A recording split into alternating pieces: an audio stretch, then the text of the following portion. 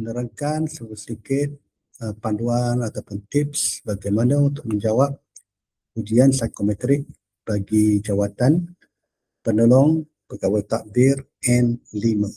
Penolong pegawai takbir N5 yang akan berlangsung tak lama lagi.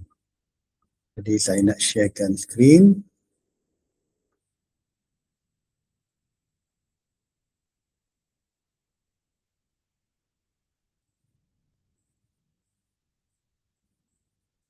Okay. Ini adalah ibu percuma yang saya sediakan untuk membantu calon-calon membuat persiapan rapi bagi ujian psikometrik SPA bagi jawatan penolong pegawai takbir grade 5, grade 5, N5.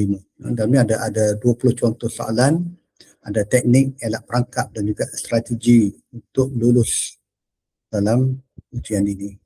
Ujian ini. Jadi kita lihat kepada apakah dia, ini adalah antara kandungan dia. Kandungan ada 10 konsep ringkas, pengenalan ujian psikometrik, format dan sebagainya lah. Okay, kita pergi kepada yang pertama, pengenalan. Ujian psikometrik SPA merupakan satu tapisan penting dalam proses pengambilan penjawat awam. Ia tidak menguji pengetahuan akademik, sebaliknya menilai personaliti calon, iaitu peribadi calon, bagaimana cara berfikir, konsistensi jawapan dan juga kesesuaian dengan jawatan. Bagi jawatan penolong pegawai takbir grade 5 ini, ujian ini sangat penting. Jawatan ini melibatkan pengurusan pentadbiran, penyelarasan tugas pejabat, berurusan dengan pelbagai pihak dan kepatuhan kepada arahan dan prosedur. Okay, soalan dia dimaklumkan ada lebih kurang 200 soalan dan juga tempoh masa ialah 120 minit. Skala jawapan dia biasanya macam inilah. Sangat setuju, setuju, tak pasti, tidak setuju dan sangat tak setuju. Ciri calon yang dicari adalah SPA, Suruhanjaya pertama mencari calon yang pertama berdisiplin, yang boleh patuh arahan, yang bertanggungjawab, yang mempunyai kestabilan emosi, yang boleh bekerjasama dan juga ada sifat-sifat amanah dan berintegriti. Okey, teknik menjawab. Teknik menjawab, jangan kita kena jawab ikut peranan jawatan, bukan ikut emosi atau diri sebenar sepenuhnya. Seperti yang disebut bahawa tonjolkan yang positif, pendamkan nilai negatif. Yang kedua ialah konsisten, iaitu jangan bercanggah antara soalan awal dan soalan akhir. Yang ketiga, elakkan jawapan ekstrim. Jika tak sesuai, gunakan sangat setuju pilihannya benar-benar kuat. Ada satu tanggapan yang kata jawab sangat setuju, sangat tak setuju. Itu sebenarnya tak tepat. Tak tepat. Kalau kita ada dalam ujian pelbagai bentuk soalan. Soalan yang teras dan juga soalan yang bukan teras. Yang keempat ialah kita faham konteks. Faham konteks kerana soalan sama belum beri maksud yang berbeza. Soalan nampak sama tapi memberi maksud yang berbeza. Yang kelima, apakah perangkap? Perangkap utama. Pertama ialah jawab terlalu jujur tanpa kawalan, terlalu baik sampai tak realistik. Contoh dia, saya tak pernah berbohong, saya tak pernah marah. Jawapan kalau kata sangat setuju nampak sangat itu tak realistik. Yang ketiga ialah tak konsisten dan yang keempat tidak faham skop kerja jawatan.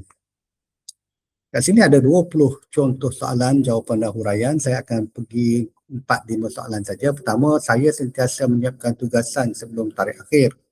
Jawapan sini ialah sangat setuju kerana ia menunjukkan anda berdisiplin dan mempunyai perusahaan masa yang baik. Yang kedua, saya lebih selesa bekerja tanpa arahan.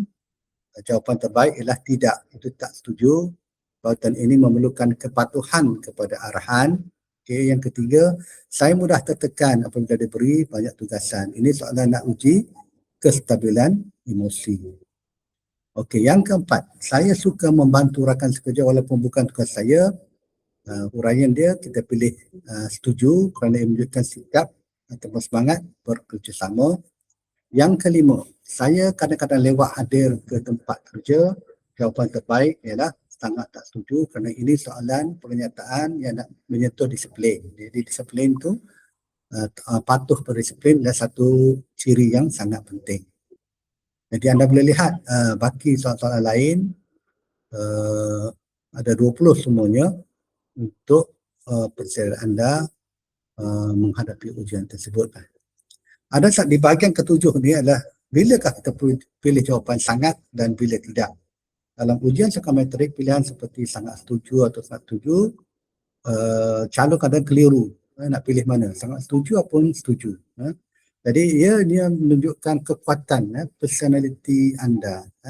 Sejauh mana jawapan anda akan menggambarkan sejauh mana kuatnya kepribadian atau personality anda. Okay.